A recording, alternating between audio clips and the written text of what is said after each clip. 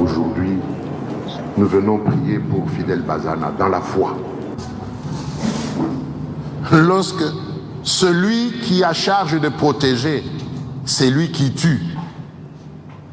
Lorsque celui qui a charge de sécuriser, c'est lui qui plonge dans l'insécurité, que faire et que dire? Nous nous trouvons devant un crime d'État. Un crime d'État qui, normalement, devrait être sanctionné. Le drame dans notre pays, c'est que ce sont ceux qui doivent faire justice qui sont les véritables criminels et les véritables coupables. Nous ne pouvons plus continuer, à donner la prime au crime comme au moyen de conquérir et de conserver le pouvoir. Nous ne pouvons plus continuer ainsi parce que un pouvoir qui repose sur le sang ne peut pas durer, ne doit pas durer.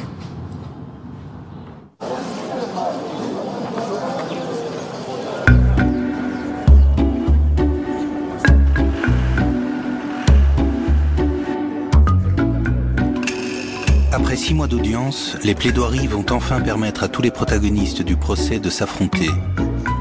Différents scénarios se font face. Mais pourront-ils éclairer les circonstances et les mobiles de la mort de Floribert Chebeya et de son chauffeur?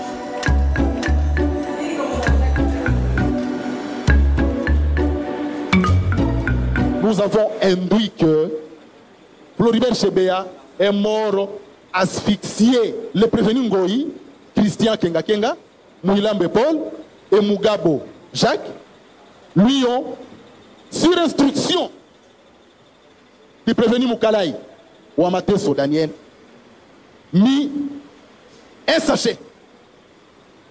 Et là, nous pesons nos mots, un sachet sur son visage pour lui faire perdre la respiration, pour que l'air ne pénètre plus dans ses poumons.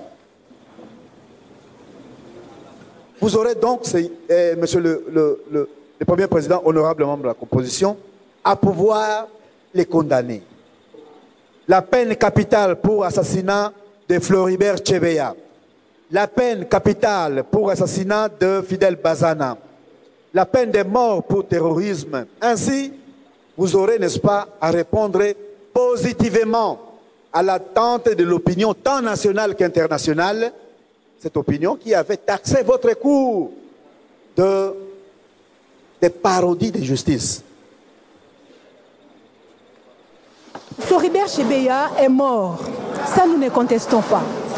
Mais c'est que nous déplorons ce qu'on dise qu'il est mort suite à un assassinat. Et les traces de violence retrouvées sur son corps. Ça vous fait quand même dire tout de même qu'il y a eu une mort naturelle malgré les traces de violence? Vous et nous ne savons à quoi est due à ces lésions. Nous ne savons le dire. Au moins, s'il pouvait revenir à la vie, il nous dirait comment ces lésions sont arrivées sur lui. Mais à cette heure ici, personne ne sait dire à quoi était due à ces lésions corporelles. Étrange position de l'État congolais, dont les avocats prennent fait et cause pour les versions des prévenus, alors que le ministère public confirme la version des victimes et requiert des condamnations les plus sévères. La cour militaire saura-t-elle faire preuve d'indépendance face aux pressions politiques? Seul le verdict final pourra le confirmer. Chebeya était déjà dans le collimateur de cette bande depuis plusieurs mois. Et le filet est ficelé. Et comment le filet est ficelé? On étudie dans le bataillon Simba. Qui sont les spécialistes de la mort sans laisser les traces? C'est des lâches. C'est les véritables badingas, c'est eux. Les véritables badingas. Mais prenez le courage, vous avez tué. Dites, moi, je suis Elombe, je suis comme on dit dans ma langue, je suis Chilobo. Je suis Chimankinda, Kanyemi Balouich. C'est-à-dire, moi, j'affronte les adversités. Voilà un homme. Soyez brave. Quand vous faites vos crimes là, soyez brave. Ayez votre courage et dire, je vous ai tué. Ce que vous avez Bali, Meka.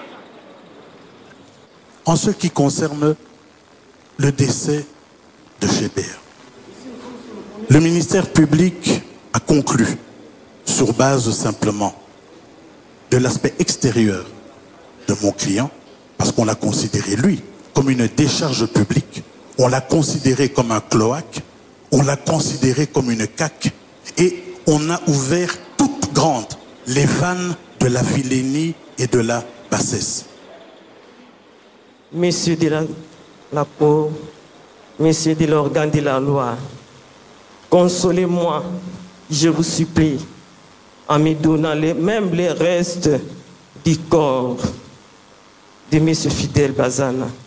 J'aimerais bien l'enterrer à Tonké-Bantou. Les assassins de mon mari et de papa Floribert, même tous ceux qui ont participé à cette odieuse crime, de loin ou de près, ne trouveront pas la paix, ni la quiétude, aussi longtemps que la justice, et rien que la justice, ne sera rendue. J'aimerais vous faire aussi entendre une voix d'une personne qui n'est pas là, mais qui suit tout ce procès au jour le jour. C'est Annie Chebeya et ses enfants.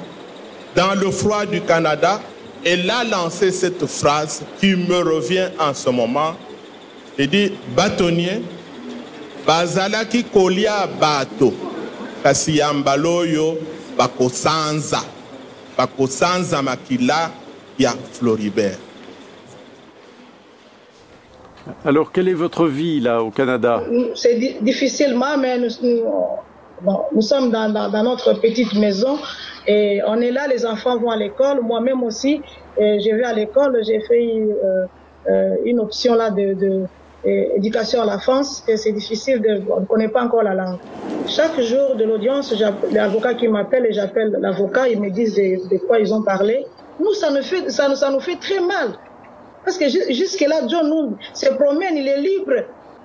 Comment est-ce que quelqu'un qui a tué, il se promène, il fait ce qu'il veut, il voyage, il assiste dans des réunions de la police, il est libre. Ça nous révolte. Terré dans l'arrière-salle d'un dispensaire dans un quartier populaire, le témoin Gomer Martel attend toujours de pouvoir fuir le pays. J'ai été mis ici dans un centre hospitalier provisoirement en attendant que j'ai les moyens de partir, puisque financièrement je suis affaibli. J'ai un petit téléviseur qui est là derrière vous, 2 chaises, mes bagages sont là derrière moi. Chaque soir, on me donne de quoi manger. Si aujourd'hui on vous demandait d'être témoin, quelle serait votre réaction? Bon, sincèrement, je dois être sincère avec ma conscience, je regrette.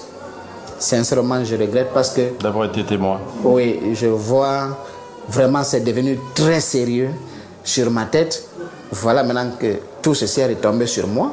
Je ne peux que regretter. Si je savais que ça pouvait prendre cette tournure, en tout cas, je ne me serais pas présenté.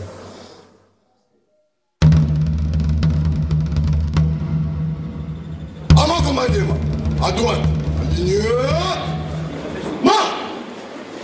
à 2, pour, au centre, présenté, armée.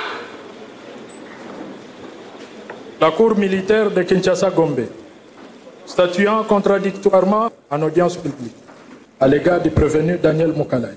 1. Dit établi à sa charge d'infraction d'assassinat de Floribert Chebeya à Izire.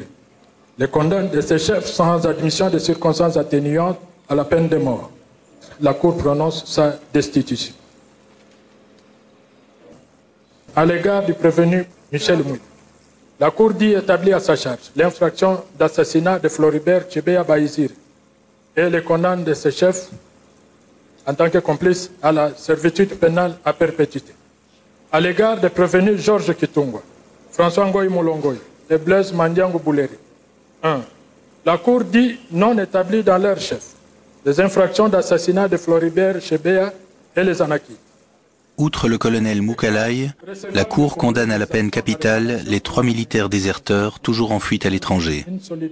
Parmi eux, le commandant du bataillon Simba, Christian Ngoy Kenga Kenga. Au Congo, la peine de mort n'est cependant plus exécutée depuis plusieurs années. L'assassinat du chauffeur n'est finalement pas reconnu, mais seulement son enlèvement. Quant à John Numbi, le tribunal a exclu sa participation au crime. Restez mon colonel, commissaire Michel Mouila. Je voulais faire acter mon appel contre cette année. Et vous devez confirmer ça au greffe dans les 5 jours. Que cela soit acté. Vous avez compris, ce sera acté, mais le plus important, c'est ce qu'il faut faire au greffe. Ah, ok, mon colonel. Ça va, vous pouvez répondre.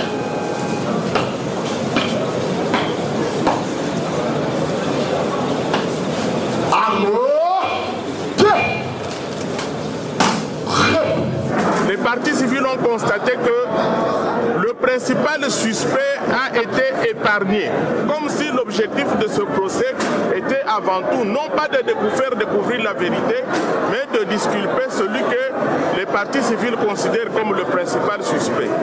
La Cour constate que Bazana n'est pas mort, on ne sait pas où il est et qu'il est seulement, il a seulement disparu.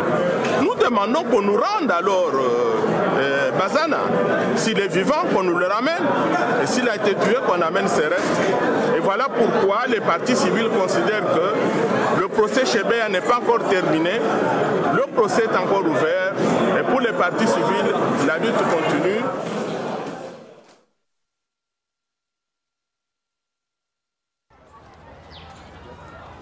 Un an est passé depuis la mort de Floribert, et les organisations de défense des droits de l'homme tiennent à lui rendre hommage. À cette occasion, le ministre de la Justice vient poser la première pierre d'un futur mausolée à sa mémoire.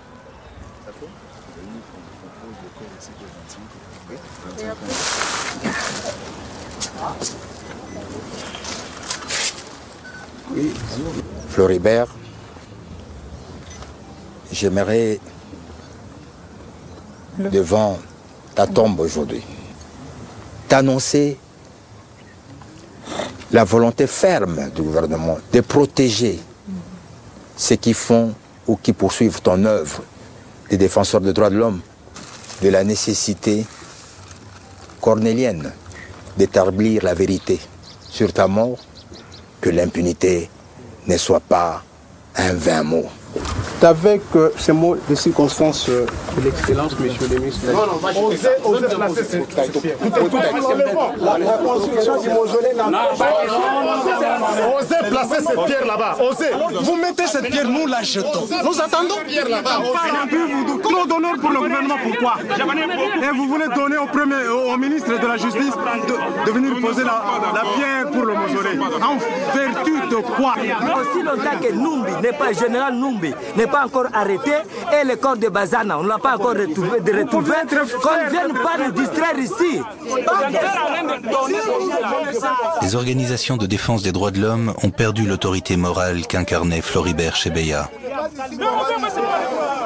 Aujourd'hui décapitées et affaiblies, elles ont bien du mal à parler d'une seule et même voix. Mais n'était-ce pas là l'objectif principal des commanditaires de son assassinat ?